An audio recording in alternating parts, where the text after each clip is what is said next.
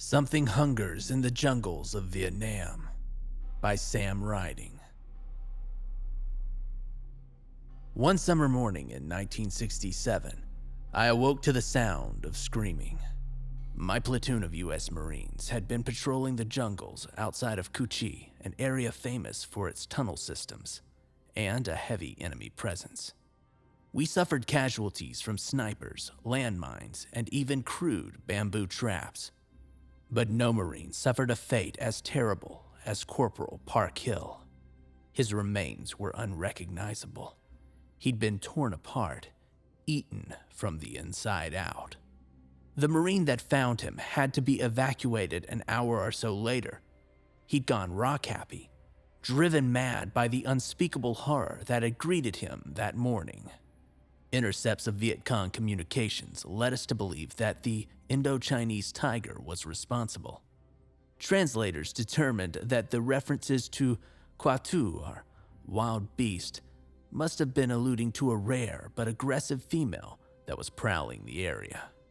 The Viet Cong elements had withdrawn from the area, apparently so terrified by the huntress that they either remained in their tunnels or pulled out altogether.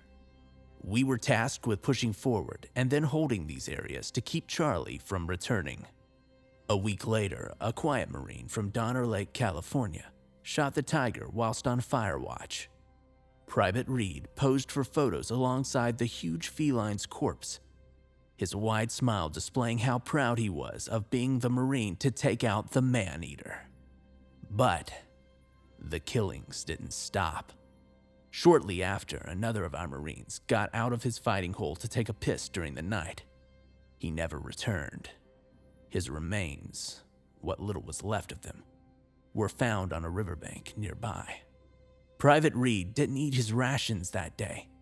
He was so sick with guilt. "I couldn't stop it. I should have stopped it," I remember him saying. He was pale and shaking when he heard the news. I told him that there was nothing he could have done, that the dangers in Vietnam weren't just a handful of insurgents in black pajamas. No, the jungle was out to kill us. This entire country wanted us dead. The Viet Cong returned to reclaim their territory, and with them came a sharp increase in the intensity of the fighting. There were countless ambushes, the crack and thump of high-caliber bullets snapping overhead as my men crouched in muddy, stinking rice paddies. Yet I'll never forget the incident in which an armored personnel carrier ran over a landmine. Just outside the village of Diep Thien, flames shot from the top hatch, the canned screams of the burning occupants making my blood run cold. I looked over at Private Reed, ready to bark some kind of order at him, but what I saw took my breath away. Reed had a look in his eyes as the smell of cooking flesh wafted around his nostrils, and to my absolute horror, he was starting to drool. There was a savage beast in the jungle with us, all right, and it hungered for the taste of human flesh. But it wasn't a tiger. It was never a tiger.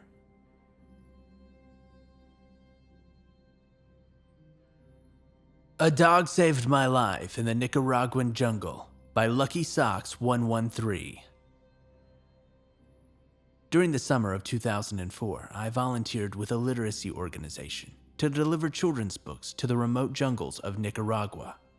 I was a college junior, and this seemed like just the sort of thing that would dazzle prospective employers on my resume. I was partnered up with a girl my age, Colby. We met for the first time at our youth hostel in Managao. Towards the end of the trip, we heard of a remote school from one of the teachers we met. She told us that they had no books and that we could make a huge impact there. Following her directions, we took a bus and then a ferry to a small island in the middle of a lake. Once on the island, we took another bus for several miles, and I chatted with an old woman who sat in the seat next to me. She asked me where I was going. I was used to a fair amount of curiosity from people. I stood out as a tall blonde in Nicaragua. I told her the name of the coffee plantation, and her gentle eyes found mine. Her warm hand squeezed my arm. "No pases la noche," she said earnestly. "Don't spend the night." I asked her why not, and she shook her head. only repeating herself. The bus screeched to a halt and she got off. As the bus pulled away from the stop, her eyes met mine again through the window. She seemed very worried. "Did you hear that?" I asked Colby, who was sitting on my other side. "Yeah, that lady was weird," Colby replied. "It's not like we have a choice anyway. The buses will stop running before we have a chance to get back to civilization tonight." She was right. It was already early afternoon, and we usually spent at least half a day at each school. A few miles later, we reached our bus stop, which was a dusty side road that amounted to not much more than a trail heading into the jungle. We had known that we would have to hike the last couple of miles, so we hoisted up our backpacks full of books and we headed out. At the end of the trail was a huge coffee plantation with an on-site school. We had a wonderful afternoon with the 18 children who attended the school, quickly forgetting about the woman on the bus. After school ended, the kids scattered to their respective homes, some of which were not much more than 4 walls with a tarp for a roof. The coffee plantation, however, seemed to be something of a tourist destination, and the main house had several rooms for rent at astonishingly high rates. The organization we represented was small, with minimal resources, so volunteers were expected to fund their own trips. Now, we were both poor college students, so by this time, we were running on fumes. The owner of the coffee plantation offered to let us sleep in the hammocks on the porch for $1 each, and we gratefully accepted. As the sun set, I sat in my hammock, munching on a peanut butter flavored granola bar that I had with me. Colby was reading a book in her hammock. Out of the corner of my eye, I caught a movement. Looking over, I saw the most pathetic-looking dog that I'd ever seen. He looked to be some sort of pit bull mix, and I could count every rib on his emaciated body. His tan fur was short and patchy, and he was missing half of an ear. He seemed afraid of me, but also hopeful as he eyed the half-eaten granola bar in my hand. I coaxed the dog towards me, and I held out the granola bar. He scooted towards me, gingerly taking it from my grasp. He swallowed it without chewing, and his tail wagged happily. "Se llama Hugo. His name is Egg," I heard. I looked up at the voice, and a friendly, tanned face smiled down at me. It was one of the coffee plantation workers who happened to be walking by. "Es tu perro?" I asked. "Is it your dog?" "No es de nadie." "He's nobody's dog," the worker said. The worker shrugged and walked away, and I looked down at Huevo. He was looking up at me with happy adoration in his eyes. I was sorry I didn't have another granola bar to share with him. I scratched him behind his 1.5 ears, and his tongue lolled out of his mouth as he closed his eyes in ecstasy.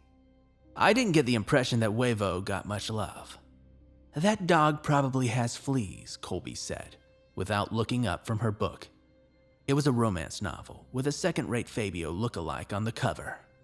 I petted Huevo a few more times and lay in my hammock ready to get to sleep. I kept my shoes on since I didn't want them to be stolen, and I propped my backpack under my head for a pillow. It was significantly deflated without all the children's books in there. Huevo settled down on the floor underneath my hammock. I gave him a few more pats and told him that he was a good boy. I read my own book until the light faded, and then I drifted off to sleep. Sometime later, I woke up to the sound of Huevo growling. It was dark, and only a sliver of moon provided light. Huevo was crouching under my hammock, staring out into the darkness of the porch. His sparse, wiry fur was standing on end, and in the weak moonlight I could see his body vibrating with the sound of his growling. I held my breath, listening. I could hear a rustling, scraping sound, as if something were being dragged across the ground. Every muscle in my body tensed. There was a flashlight in my backpack, but I was afraid to move and retrieve it. The scraping sound was getting quieter, further away. After a while, I didn't hear anything anymore. Huevo seemed to relax by a few degrees, though he steadfastly maintained his post underneath my hammock. Suddenly, I heard high-pitched, jagged screams. At the sound of the scream, Huevo jumped to his feet, his eyes scanning the darkness. "Colby," I whispered towards the other hammock. There was no response. "Colby," I hissed again, slightly louder. Her hammock was just far enough away that I couldn't make it out in the weak light. I sat up, feeling for my pocket on the backpack where I knew I had stashed my flashlight. As I fumbled for the light, I heard a rhythmic thumping sound. It sounded like running footsteps, and they were growing louder, heading straight for the porch. Huevo growled and barked savagely, running out into the darkness to meet the footsteps. I heard him snarling in the darkness, along with other sounds, like that of a vicious struggle. I yanked my backpack onto my lap, and I heard a thunk as the flashlight fell out of my pocket and onto the ground. I could hear it roll under the hammock and behind me. Abandoning my pack, I jumped out of my hammock and onto all fours, feeling frantically for the flashlight. My eyes were straining for a glint of its metal casing, but I didn't see it. Meanwhile, Huevo's battle continued about 10 feet from the porch. I could hear scrabbling and ragged breathing. Both combatants seemed to be tiring. I heard a yelp, but it didn't sound like Huevo. It was too low-pitched. And then I heard running again, but this time the footfalls receded across the lawn and into the trees. Finally, my fingers closed around the flashlight. I leapt to my feet and clicked on the beam, shining it out across the trees. I saw nothing. In the yard, Huevo stood facing me, his mouth frothy and his chest heaving. His shoulder was smeared in blood, but I couldn't tell if it was all his own. He limped back towards me, dragging himself back up onto the porch. I swung the flashlight over to Colby's hammock, already sure of what I would find. It was empty. I, along with most of the inhabitants of the coffee plantation, searched for Colby throughout the night.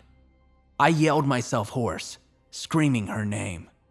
We found a blood-spattered romance novel just inside the tree line across the yard, but we never found Colby. I told the Nicaraguan police about the kind woman who had warned me on the bus, but we never found her either. I may never know who or what Huevo fought in the darkness. It's been 14 years since that night, and I haven't been back to Nicaragua. I didn't come home alone, however. Huevo came with me.